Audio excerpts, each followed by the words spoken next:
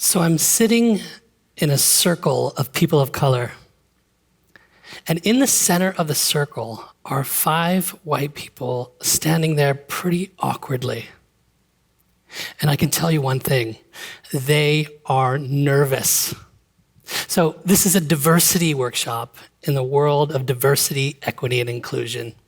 And many of us have been in these kinds of workshops. Many of us have squirmed in these workshops. But the question is, do these workshops actually work? Now, this is a very important question for me because for the last 20 years, I've been helping organizations as a consultant, working on strategy and culture and DEI, or diversity, equity, and inclusion. And so this is a very important question. And one of the things I do know is that there are some tactics that work in organizations. So this one time, I had this crazy job, if you can imagine it. Like, my actual job was to change the culture of an entire university and its 10,000 staff. We were on a mission to make the university more inclusive, less bureaucratic, and just more kind and efficient. So one of the things I was so excited about was that we brought together 50 culture change agents. And we trained them for a year on how to change the culture in the university. And they just went off into these incredible projects. Now, I remember their graduation so vividly. I mean, we had the Star Wars theme just blasting out of the speakers, and we had a full-on lightsaber battle in front of all these deans and administrators. It was wild. Now, we did that because these were the Jedi who were going to help us vanquish this bureaucracy. So I do know that some things work in organizations. I know how to start a movement inside of an organization. But let's go back. Do these diversity workshops work in this world of DEI? So here we are. I'm in that circle of people of color, and we're sitting there, and in the center of this circle are 5 white people standing there very nervously. And I remember the facilitator, she said, hey, I want you to try something. I want you to actually just try holding hands in the center here. And they sort of nervously held hands. And she said, let me ask you something. Do you all feel connected with each other as white people? And they said, actually, no, we don't feel connected. And she said, that's too bad because the people on the outside of the circle, the people of color here, we sort of do feel connected. When we walk into a room, there's that head nod of acknowledgement. There's that feeling that we do share some common experiences. And then she turned to a white man in his 40s and she just said, hey, do you mind if I do some work with you? And he was nervous, but he said, okay, sure. And she said, tell me about your grandmother. And he said, actually, my grandmother was from Wales, and she had this thick Welsh accent, and she was just so cool. We used to bake cookies together. She was just such a wonderful person. And then she said, let me ask you this.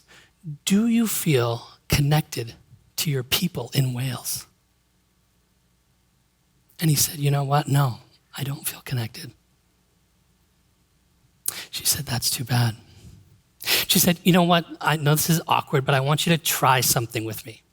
I want you to try just holding out your hand like this and just repeat these words after me. I want to come home. And I'm telling you, the moment he said that, he just broke down into tears. I mean, just weeping in front of the whole audience. Here it was. This incredible moment, but at the same moment, it was just like a lightning bolt flashing in my head because I had this aha moment, and it was this.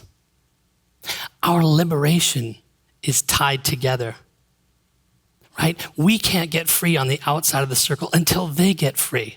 Our liberation is actually tied together because oppression is something that actually hurts all of us.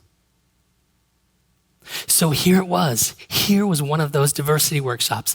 These were the kind of aha moments I was working to create in my own workshops. But the question is, do these actually improve things in organizations? And with the benefit of hindsight, I can tell you, unfortunately, sadly, things did not improve in that organization.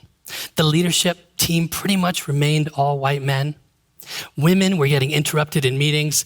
People of color that were really qualified were unable to move up in the organization. There were still issues. These workshops were not having the impacts that we wanted.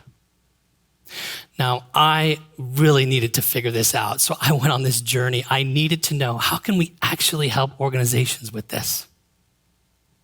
And so I went on this journey, but at the meantime, people were still asking us for these diversity workshops, and I said, no, actually, we're not gonna do that, okay? We're gonna actually form a diverse group of people, and we're gonna test things on ourselves for a year before we put anything out. I also remember that this was during the time of the George Floyd murder. It was such a difficult time. But at the same time, companies were waking up. I mean, I saw CEOs crying in front of their employees saying, we are going to become an anti-racist company. I saw pride flags everywhere during Pride Month. I saw chief diversity officers being hired. There was just a lot of activity.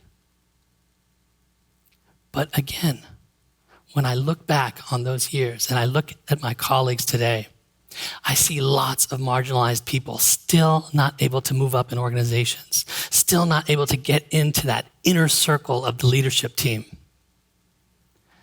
So I need to go back and do some research. I was actually asked to give a talk on 50 years of diversity, and I really wanted to know, what have we been doing for these last 50 years? And in my research, I found that actually most of our efforts in this space have really not yielded many results. In fact, a lot of our efforts have had the opposite impact that we wanted, right? Some people leave diversity workshops more resistant to working on DEI. I mean, the numbers don't lie. I mean, Harvard University's Dobbin and Kalev, they studied anti-bias workshops from the 1930s to the present.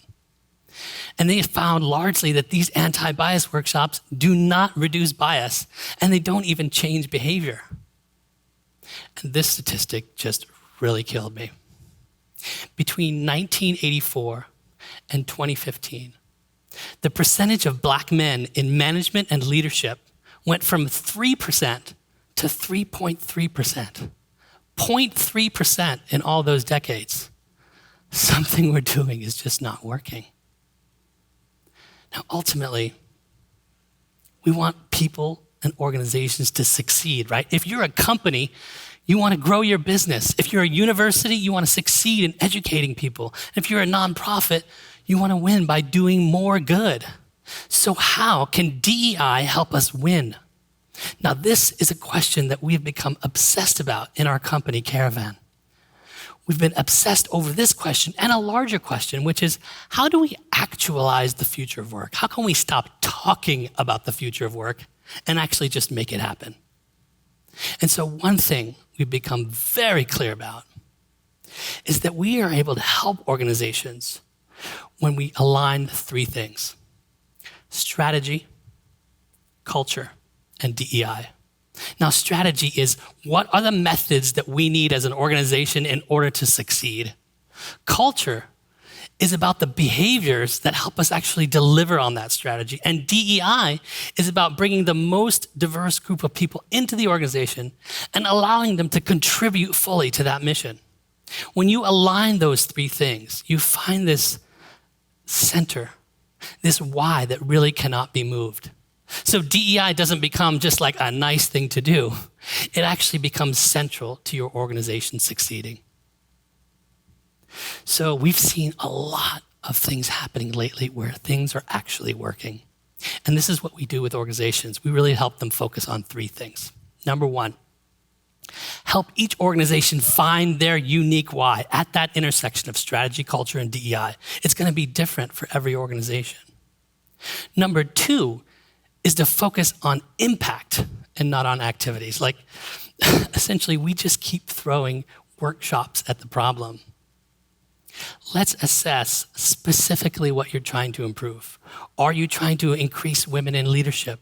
Are you looking at promotion? Are you looking at working on neurodiversity? What specifically are you trying to improve? And just focus your efforts there. And then the last thing that we help organizations with is to focus on structures and not on shaming. So let's talk about structures. Let's say that you've done the analysis in your organization and you found that some identity groups are getting promoted much more quickly than others. So how do we create a structure to address that? One thing you can do is actually to create a promotion rubric. So you actually create criteria for moving from this level to this next level, right? It becomes very clear how someone moves up in the organization. And you start to remove bias from the system without putting people into these just really awkward workshops. So that's an example of a structure. Let's talk about shaming. It turns out that nobody wants to feel bad at work, right? So what we're talking about here is actually a major change effort. And change needs energy. Change needs energy, and these workshops actually deplete energy. What we actually need, and I'm going to say it, we need more joy in DEI work. We actually need to bring more appreciation, more music, more high fives, more winning. Because when we bring joy to this work, we create this sustained energy we need for change. Now, I want you to think about yourself in your own organization. Think about your organization right now. If there's one thing that you can do to actually start on this journey, it's to bring a representative slice of your entire organization into a room. And do not leave that room until you've clarified your DEI why. Make sure that that why is at that intersection of strategy, culture, and DEI. And when you do that, you really create this powerful why for change. Now, when you do this work, you probably will ruffle some feathers. In fact, most change efforts bring up some conflict. But my question to you is, how can we do this work with a no enemies approach? I mean, do we even need to have enemies? Do we need to have a dark side that we're trying to vanquish with our lightsabers? How can we have a no enemies approach? Now, I believe that we can have both more joy and more impact when we do this kind of work. Because ultimately, aren't we on this journey together? I mean, I think we're going to be high-fiving each other at the end of this. And we're going to say, we arrived. And we arrived because we arrived together. Thank you.